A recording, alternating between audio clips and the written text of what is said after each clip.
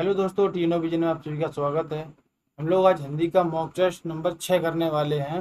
जैसे ही हम लोग 5 कर चुके हैं, 5 कंप्लीट हो चुके हैं, हम लोगों का छठवां मॉक टेस्ट है। तो उसमें भी हम लोग देखेंगे आज का हम लोगों का कितना क्या स्कोर रहता है। हम लोगों की जो ई वाली, ये दोनों ई बुक्स हैं, तो वो ये वाली रनिंग में हम लोग पहुंच चुके हैं किसमें, 6 नंबर मॉक पे पहुंच चुके हैं। अब लोग चल रहे हैं क्वेश्चन नंबर 1 पे। तो इसमें पूछ रहा है जो संयुक्त व्यंजन त्रा, जो त्रा है किन वर्णों के संयोग से बनता है। त्रा को अगर देखें तो अगर ये बनता है ता प्लस रा से मिलके बनता है। तो ये कहाँ पे लिखा है, ये लिखा है ऑप्शन नंबर ए पे। इसका राइट आंसर हो जाएगा ऑप्शन नंबर ए। हम लोग चलते हैं अगले क्वेश्चन पे। अगला क्वेश्चन है पावक शब्द का सही संधि विच्छेद क्या होगा। पावक की बात करें तो उसको, ये जब उसको संधि विच्छेद बनाते हैं, ये बनता है पौ धन अक, ये बनता है पौधनक। तो उसको ये कौन सा ऑप्शन लिखा है, पौधनक, ऑप्शन नंबर डी पे लिखा है। इसका राइट आंसर हो जाएगा। ये किस संधि का उदाहरण है, ये अयादी संधि का उदाहरण है। अयादी संधि का उदाहरण है, अयादी संधि का उदाहरण है। हम चल रहे हैं अगले क्वेश्चन पे। पीताम्बर में कौन सा समास है। पीताम्बर में कौन सा समास लेकर, अगर देखो उसमें बहुब्री है तो उसका राइट आंसर हो जाएगा क्या, बहुब्री। अगर बहुब्री नहीं होता तो हम किसको प्रायोरिटी देखते हैं, प्रायोरिटी देते कर्मधारय को। देखो बहुब्री ऐसा होता है कि हम लोग जानते हैं जब जो तीसरे की ओर इंगित करता है, जैसे अर्थात विष्णु या कृष्ण, दोनों पर तो मतलब मिलकर तीसरे विशेष तीसरे विशेष अर्थ प्रकट प्रकट करते हैं, तीसरे की ओर इशारा करते हैं, तो वहाँ होता है बहुब्री। और कर्म धारय में क्या होता है, देखो यदि विकल्प में अगर इसमें बहुब्री ना हो, केवल तभी इसे कर्म धारय माना जाएगा। जैसे तो उसको बोलेंगे पीला है जो अंबर, तो लेकिन परंतु प्राथमिकता हमेशा किसको मिलती है, बहुब्री को। इसका राइट आंसर हो जाएगा बहुब्री। चलते हैं अगले क्वेश्चन पे। अगला क्वेश्चन कह रहा है इनमें से कौन सा शब्द पवन का पर्यायवाची है। पवन का पर्यायवाची मतलब अनिल, समीर, पावक और सलिल। तो इसका हो जाएगा राइट आंसर समीर। तो पवन का पर्यायवाची राइट आंसर क्या होता है, समीर। तो अनल किसका होता है, आग का होता है। पावक किसका होता है, ये भी आग का होता है। सलिल किसका होता है, ये जल का पर्यायवाची होता है। अब चलते हैं हम लोग अगले क्वेश्चन पे। अगला क्वेश्चन कह रहा है कि उत्कर्ष का सही विलोम शब्द क्या होगा। उत्कर्ष का होता है अपकर्ष। उत्कर्ष का क्या होता है, अपकर्ष। ये उत्कर्ष का अर्थ होता है ऊपर उठना, मतलब ऊपर तरक्की करना। और अपकर्ष का होता है नीचे गिरना या अवनति होना।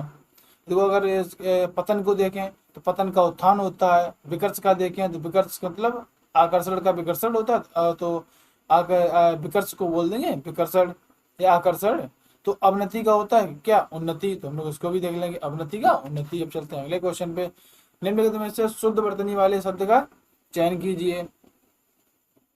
जो शुद्ध वर्तनी वाले शब्द का चयन करने को बोला, तो आशीर्वाद, आशीर्वाद, आशीर्वाद। उसका राइट आंसर क्या हो जाएगा, ऑप्शन नंबर सी। देखो विसर्ग और इसमें संधि कौन सी होगी, विसर्ग संधि। जो ये शब्द बनता है, ये बनता है आशी, आशी और विसर्ग धनबाद। ये जो इसका संधि विच्छेद बनता है। और देखो ये और बाकी सब अशुद्धि लिखे हैं। तो चलते हैं अगले क्वेश्चन पे। जिसका वर्णन ना किया जा सके, जिसका वर्णन ना किया जा सके उसे बोलेंगे अवर्णनीय। उसको क्या बोलेंगे, अवर्णनीय। इसका राइट आंसर हो जाएगा। तो अगर इसमें देखें तो वो आ प्लस वर्णनीय, मतलब मतलब होता है कि नहीं, और वर्णनीय मतलब वर्णन करने योग्य। और देखो अकल्पनीय, इसको बोलेंगे जिसकी कल्पना ना की जा सके। अकथनीय, जो मतलब जो कहा ना जा सके। दर्शनीय, जो देखने योग्य हो, तो जो दर्शनीय। चलते अगले क्वेश्चन पे। कपूर शब्द का तत्सम रूप। कपूर का होता है कर्पूर। कपूर का क्या होता है, कर्पूर। इसका राइट आंसर हो जाएगा। संस्कृत का मूल शब्द होता है कर्पूर, जो प्राकृत और अपभ्रंश के होते हुए आम बोलचाल में तत्वों में कपूर बन गया था। ऐसे होता है। कर्पदी, तो ये एक जो शिव जी का पर्यायवाची शब्द है। और कर्पूर ये अशुद्धि वर्तनी है। और खरपर की बात करें, ये होता है खप्पर, ये तो बोलते हैं खपरेल का तत्सम रूप वो है खरपर। खपरेल का तत्सम रूप होता है खरपर। अब चलते हैं अगले क्वेश्चन पे। अगला क्वेश्चन कह रहा है आंखें बिछाना मुहावरे का सही अर्थ क्या होगा। आंखें बिछाना का अर्थ होता है प्रेम पूर्वक स्वागत करना है, प्रतीक्षा करना। तो इसका राइट आंसर क्या हो जाएगा, ऑप्शन नंबर ए। इसका राइट आंसर हो जाएगा। जैसे सबरी राम जी के आने की आस में आंखें बिछाए बैठी थी। और देखो क्रोधित होना, क्रोध होने के लिए आंख दिखाना हो जाएगा। जैसे आंखें लाल करना हो जाएगा। और उपेक्षा करना का, ये तो आंखें फेर लेना। धोखा देना का हो जाएगा आंखों में धूल झोंकना। अब चलते हैं हम लोग अगले क्वेश्चन पे। अगला क्वेश्चन कह रहा है मुंह, जो ऊंट के मुंह में जीरा, आवश्यकता से बहुत कम वस्तु मिलना हो जाएगा। तो इसको बोल देते हैं ऊंट के मुंह में जीरा, तो आवश्यकता से बहुत कम वस्तु मिलना, ऑप्शन नंबर बी इसका राइट आंसर हो जाएगा। अब अगर ए और सी और डी को देखें तो उसमें देखो लोकोक्ति को सीधा सीधा शाब्दिक अर्थ नहीं निकला है, कोई ऊंट को जीरा, बीमारी की दवा, कोई मतलब ही नहीं है। चलो अगला क्वेश्चन देखते हैं। निम्नलिखित में से कौन सा पुल्लिंग है? पुल्लिंग और स्त्रीलिंग के लिए मैंने एक ही चीज बताई थी, होता होती चीजें का इस्तेमाल करके। देखो टोपी होती है, रोटी होती है, नदी होती है, मोती होता है, तो उसका राइट आंसर क्या हो जाएगा? मोती। तो देखो नदी बहती है, रोटी खाई जाती है, टोपी पहनी जाती है, तो सब स्त्रीलिंग है। मोती, देखो मोती चमकता है, ऐसे बोल लो, लेकिन हम लोग होता या होती से भी अंदाजा लगा सकते हैं। अब चलते प्रश्न नंबर 12 पे। राम ने बाण से रावण को मारा, तो इस वाक्य में बाण से कौन सा कारक है? बाण से मतलब साधन की बात कर रहा है, तो उसमें क्या हो जाएगा? करण, करण कारक। करण कारक में होता है जब से मतलब का प्रयोग किसी साधन या मतलब के माध्यम से होता है, वहां करण कारक होता है। जैसे यहाँ मारने का साधन क्या है? बाण है। अपादान में क्या होता है? इसमें भी से लगता है, लेकिन अलगाव की स्थिति बनती है। जैसे अलगाव की स्थिति, तुलना करने की स्थिति, जब ये बोलते हैं कि वो उससे सुंदर है, ये उससे ज्यादा कम सुंदर, जब भी तुलना की बात होगी, डर लगना, सब अपादान में आता है। और संप्रदान कारक में क्या होता है? इसके लिए चिन्ह होता है संप्रदान, संप्रदान को के लिए, कर्म को हो जाता है। तो अब चलते हैं अगले क्वेश्चन पे। सीता द्वारा पुस्तक पढ़ी जाती है, इसमें क्या आंसर, इसका राइट आंसर क्या हो जाएगा? पढ़ी जाती है मतलब कर्मवाची, इसका राइट आंसर हो जाएगा। तो कर्ता, जब वाक्य में कर्ता के साथ द्वारा लगा है तो क्रिया पढ़ी जाती है। तो कर्म पुस्तक के अनुसार है, क्योंकि पुस्तक स्त्रीलिंग है, तो क्रिया, तो इसलिए क्रिया भी स्त्रीलिंग है। कर्तवाच्य में क्या होता है? कर्ता प्रधान होता है, जैसे सीता पुस्तक पढ़ती है। भाववाच्य में क्या होता है? भाव प्रधान होता है, जिसमें असमर्थता का बोध होता है, जैसे सीता से पढ़ा नहीं जाता, ये हो जाता है। हम लोग चलते हैं अगले क्वेश्चन पे। स्त्री शब्द का बहुवचन, स्त्री शब्द का बहुवचन रूप, तो इसका हो जाएगा स्त्रियां। तो मतलब बोले तो इसका राइट आंसर क्या हो जाएगा? Option number C. तो जब भी ऐसी स्थिति बनती है तो स्त्रीलिंग मतलब शब्दों के अंत में जब बड़ी आती है तो बहुवचन बनाते समय वह छोटी में बदल जाता है। जैसे नदी, तो नदी में बड़ी की मात्रा लगी, जैसे लिखते हैं तो वो नदी, ऐसा लिखते हैं नदी। जब इसको लिखेंगे बहुवचन में तो नदियां, तो बहुवचन जब बनाएंगे तो ऐसे बन जाता है नदियां, ये चंद्र बिंदु आएगी। तो ऐसे होता है, बड़ी वाली छोटी में बदल जाती है। अब चलते हैं हम लोग अगले क्वेश्चन पे। रौद्र रस का स्थायी भाव क्या होता है? रौद्र रस का होता है क्रोध। हम लोग चलते हैं, देखो भय किसका होता है? अगर भय की बात करें तो ये होता है भयानक रस का। उत्साह किसका होता है? वीर रस का। विस्मय किसमें होता है? अद्भुत रस में होता है। हम लोग चलते हैं अगले क्वेश्चन पे। सोरठा छंद के प्रथम और तृतीय चरण में कितनी कितनी मात्राएं होती हैं? सोरठा में दुआ का उल्टा होता है, तो 11-11 मात्राएं होती हैं।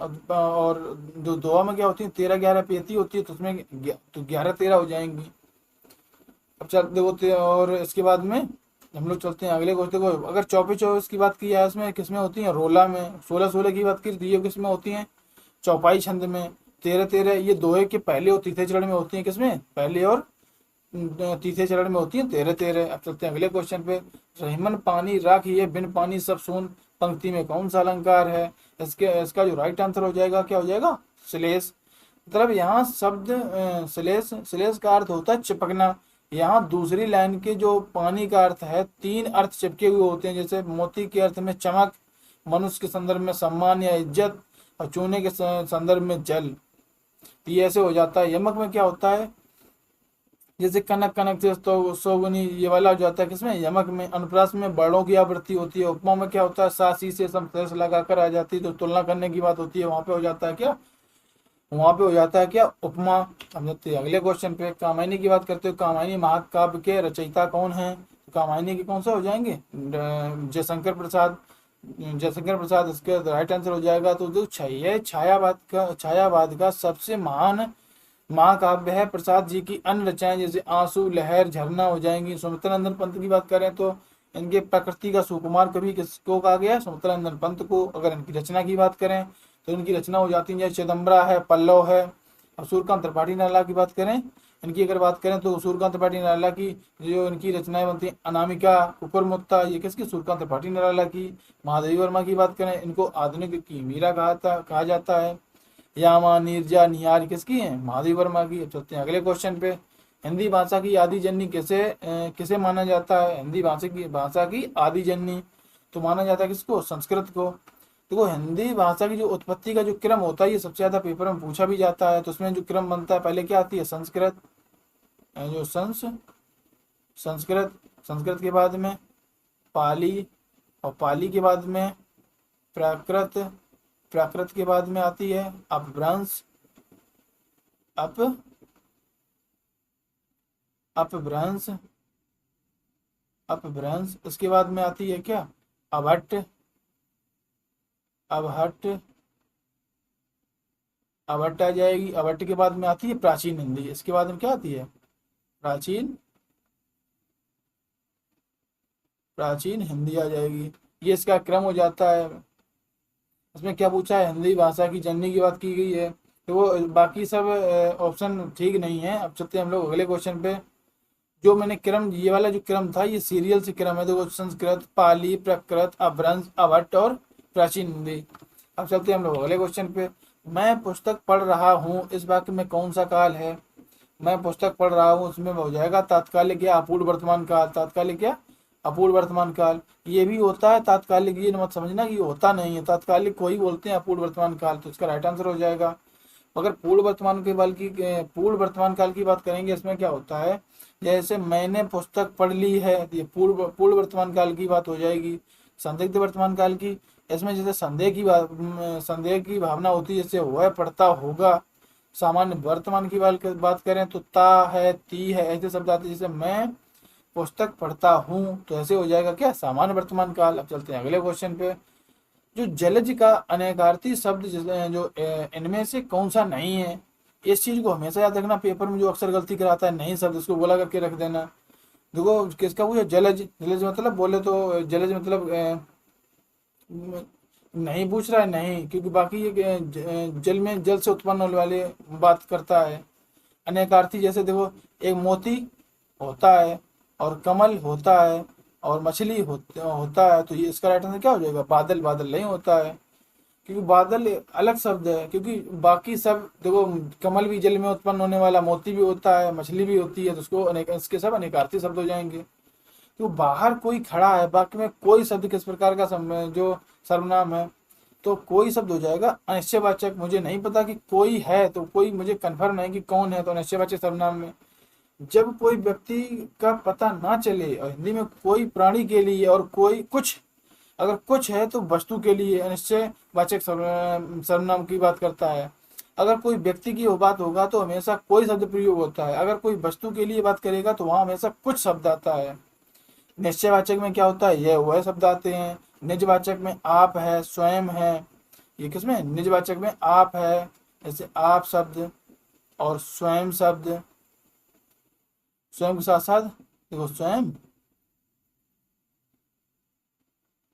स्वयं शब्द आ जाएंगे। और इसके बाद में आप, स्वयं, खुद। प्रश्नवाचक में कौन, क्या, ऐसे शब्द आते हैं। हम चलते हैं अगले क्वेश्चन पे। दया शब्द का विशेषण रूप क्या होगा? दया का क्या बनता है? दयालु। विशेषण पूछ रहा है, दया का बनता है क्या? दयालु। उसका राइट आंसर हो जाएगा। तो वो यह दया जो शब्द है वो संज्ञा शब्द है। दया से दयालु जो बनता है वो विशेषण बनता है। जैसे जैसे इसमें बोल दें किसी को, कोई मतलब मोहन, मतलब मोहन एक दयालु शिक्षक हैं। या उसमें कुछ भी बोल सकते हैं। जैसे दयनीय, दयनीय की बात करते हो, यह किसी की बुरी दशा, मतलब हालत के लिए होता है दयनीय। तो दायित्व की बात करें, इसका जो अर्थ होता है जिम्मेदारी। और जो निर्दय, निर्दय की बात करें, दयालु का सीधा विलोम शब्द होता है निर्दयी। अब चलते हैं अगले क्वेश्चन पे। निर्वाह शब्द में प्रयुक्त ऑब्जर्व किया है। निर्वाह मतलब इसका पूछ रहा है निर, इसमें कौन सा ऑप्शन है? निर। निर में ये हलंत वाला, ये निर है, नीचे हलंत लगता है इसमें निर में। अब चलते हैं हम लोग अगले क्वेश्चन पे। लेखक शब्द के अंत में कौन सा प्रत्यय लगा हुआ है? लेखक में लेख धन अक, इसमें क्या आ जाता है? अक प्रत्यय लगा है। क्योंकि मूल शब्द होता है क्या? लेख। लेख में जब अक लगता है प्रत्यय, तब बनता है लेखक। अब हम लोग चलते हैं अगले क्वेश्चन में। निम्न में से कौन सा पूर्ण शुद्ध है? शुद्ध वाक्य पहचानना है। देखो अगर ऑप्शन को देखो, ए को पढ़ो, मेरे पास केवल एकमात्र घड़ी है। केवल एकमात्र, केवल और मात्र एक, तो ये दोनों शब्द निश्चित रूप से गलत है, क्योंकि पहला गलत हो जाएगा, क्योंकि मात्र और केवल ये इनमें से एक को इस्तेमाल करना ठीक है। मेरे पास केवल एक घड़ी है, तो ये तो ठीक लग रहा है। मेरे पास एक घड़ी केवल है, तो ये भी गलत हो जाएगा। और इसकी बात करें तो केवल घड़ी है मेरे पास, ये भी गलत है, क्योंकि क्रमबद्ध सिचुएशन गलत है। इसका राइट आंसर क्या हो जाएगा? ऑप्शन नंबर बी इसका राइट आंसर हो जाएगा। अब चलते हैं हम लोग अगले क्वेश्चन पे। प्राचीन का सही विलोम शब्द क्या है? प्राचीन का सही जो प्राचीन का जो विलोम शब्द होता है क्या बनता है? अर्वाचीन। नूतन किसका होता है? पुरातन का होता है। नव्य किसका होता है? पुराना का होता है। और वर्तमान का भूतकाल, जो बीते समय को बताता है। अब चलते हैं अगले क्वेश्चन पे। निम्नलिखित में से कौन सा शब्द तद्भव है? तद्भव की अगर बात करें, जैसे जो संस्कृत से आए हुए जो शब्द होते हैं वो होते हैं क्या? तत्सम। जब उनमें बदलाव हुआ है तो वो होते हैं तद्भव। तद्भव जो तो ये हो जाएगा क्या? अग्नि। तो अग्नि देखो तत्सम है, इसका तद्भव यही रखा है, तो यही इसने पूछा है। मस्तक का क्या होता है? माथा होता है। और दुग्ध का तो दूध होता है। अब चलते हैं हम लोग अगले क्वेश्चन पे। जगदीश का सही संधि विच्छेद क्या होगा? इसका हो जाएगा जगत धन ईश। जगत धन ईश, तो इसका राइट आंसर क्या हो जाएगा? जगत धन ईश। ऑप्शन नंबर सी इसका राइट आंसर हो जाएगा। क्योंकि और इसमें अगर कोई संधि की बात करेगा, इसमें कौन संधि है? तो इसमें संधि है व्यंजन संधि। संधि कौन सी है? व्यंजन संधि। और इसमें क्या होता है, जब ता के बाद कोई स्वर जैसे ई आती है, तो ताके अपने ही वर्ग के तीसरे वर्ग दा में बदल जाता है। जगत धन ईज है, ता आया तो वो तीसरे में बदलेगा, जगदीश वो बन जाएगा, क्योंकि वो तीसरे में बदल जाएगा। अब चलते हैं हम लोग अगले क्वेश्चन पे। नमस्ते का सही संधि विच्छेद क्या होगा? नमस्ते में क्या बनता है? तो वो नमः धन ते, ये बनता है नमः धन ते। तो इसका राइट आंसर हो जाएगा ऑप्शन नंबर सी। तो ये और ये कौन सी संधि का उदाहरण है? ये किसका? विसर्ग संधि का। ये किस संधि का है? विसर्ग संधि का हो जाएगा। तो विसर्ग संधि में होता है कि जैसे कि जब विसर्गें लगी होती हैं, उसके बाद जो ता या था है, तो विसर्ग आदेश सा में बदल जाता है, तो यही बन जाएगा नमस्ते। अब चलते हैं अगले क्वेश्चन पे। दशानन शब्द में कौन सा समास है? दशानन की बात करें तो वो अर्थात बहुब्री दे रखा है। बहुब्री, तो इसका राइट आंसर क्या हो जाएगा? बहुब्री, क्योंकि अर्थात हम बोल देंगे रावण। तो जैसे दस है आनंद जिसके सिर पर, अर्थात रावण, यहाँ दोनों पद मिलाकर मतलब किसी तीसरे व्यक्ति की ओर इशारा कर रहे हैं। कर्मधारय में तो पता ही होगा कि पिछली कई क्लासों में बता चुके, विशेषण विशेष आते हैं, वहां पे क्या होता है? कर्मधारय। तत्पुरुष में क्या होते हैं? कारक चिन्हों का लोप होता है। दिगु में क्या होता है? दिगु में संख्यावाची शब्दों में तीसरा या चौथा, ऐसी चीजों का प्रयोग होता है। तो इसमें एक चीज और याद रखना, प्राथमिकता हमेशा बहुब्री को ही दी जाती है, ये चीज फिक्स है। आयोग भी बहुब्री को ही प्राथमिकता देता है। अब चलते हैं हम अगले क्वेश्चन में। इनमें से कौन सा शब्द अंधकार का पर्यायवाची है? अंधकार का पर्यायवाची देखो तिमिर। तिमिर किसका होता है? अंधकार का। तो इसका राइट आंसर क्या हो जाएगा? तिमिर। तो पर्यायवाची इसके देखो तिमिर है, तम है, अंधेरा है, तमस है, जो किसके हैं? अंधकार के। पावक की बात करें ये आग का पर्यायवाची है। तोय की बात करें ये जल का पर्यायवाची है। व्योम की बात करें तो ये हो जाएगा किसका? आकाश का। नग जो गगन अंबर, ये व्योम से किसके होते हैं? ये आकाश के हो जाएंगे। तो अंबर तो बादल का होता है ना, गगन गगन होता है आकाश का। अब चलते हैं हम लोग गद्यांश की तरफ। गद्यांश आ गया। इसमें गद्यांश को सीधा पढ़ो। गद्यांश के अनुसार हमारी सबसे अच्छी मित्र कौन होती हैं? तो गद्यांश के हम उसको देखते हैं। ये देखो लिखा है गद्यांश से पुस्तकें हमारी पुस्तकें। तो अगर यहाँ से पुस्तकें की बात की है, तो यहाँ की राइट आंसर क्या हो जाएगा? पुस्तकें इसका राइट आंसर हो जाएगा। चलते अगले क्वेश्चन पे। निराशा की क्षणों में पुस्तकें हमारा किस प्रकार सहयोग करती हैं? तो इसका राइट आंसर हो जाएगा पुस्तकें मतलब होती हैं किस प्रकार सहयोग करती हैं। ये कहाँ लिखा है? जीवन के मोड़ पर निराशा महसूस करते तब ये पुस्तकें हमारा जीवन मार्गदर्शक के रूप में। तो उसका देखो लिखा है ये बी नंबर ऑप्शन में, वे हमारा मार्गदर्शन करती हैं और ऊर्जा देती हैं। तो इसका राइट आंसर क्या हो जाएगा? Option number B. चलते हैं अगले क्वेश्चन पे। मनुष्य के ज्ञान की भूख को शांत करने का सशक्त माध्यम क्या है? भोजन, विदेश यात्रा, धन। तो उसमें अगर एक चीज देखी जाए, सबसे ज्यादा अगर इसकी बात कर रहा है तो उसमें क्या हो जाएगा राइट आंसर? पुस्तकें, क्योंकि सब जगह पुस्तकों अच्छी पुस्तकें पढ़ने से देखो लेगा न केवल हमारे मन का मानसिक क्षितिज विस्तार होता है, तो इसमें सबसे ज्यादा पुस्तकों की बात की गई, तो इसका राइट आंसर हो जाएगा ऑप्शन नंबर ए। चलते हैं अगले क्वेश्चन पे। अच्छी पुस्तकें पढ़ने से हमारे विचारों पर कैसा प्रभाव पड़ता है? तो ये अभी मैंने पढ़ा था, मानसिक क्षितिज प्रकार का विस्तार जो विस्तार है, उसके बाद में सकारात्मक बदलाव आता है। तो यही बोल रहा है इसमें, देखो राइट आंसर क्या हो जाएगा, मानसिक क्षितिज और विस्तार और सकारात्मक बदलाव आता है। अब चलते हैं लास्ट क्वेश्चन पे। इस गद्यांश का सर्वाधिक उपयुक्त शीर्षक क्या होगा? तो पुस्तकें सब जगह पुस्तकों की बात है। तो ज्ञान की भूख, तो ये गलत है। पुस्तकों का महत्व, तो ये बिल्कुल राइट आंसर है। मनुष्य का स्वभाव और महान विचारक, तो इसका राइट आंसर क्या हो जाएगा, बी। तो सभी लोग अपना आज का जो स्कोर बताना कितना क्या रहा। तो जो भी हम लोगों के साथ जो नए लोग जुड़ रहे हैं, तो वो हमारा थोड़ा बहुत सपोर्ट करते रहना। चलो आज के लिए इतना ही, अब मिलते हैं अगले मॉक टेस्ट में। जय हिंद।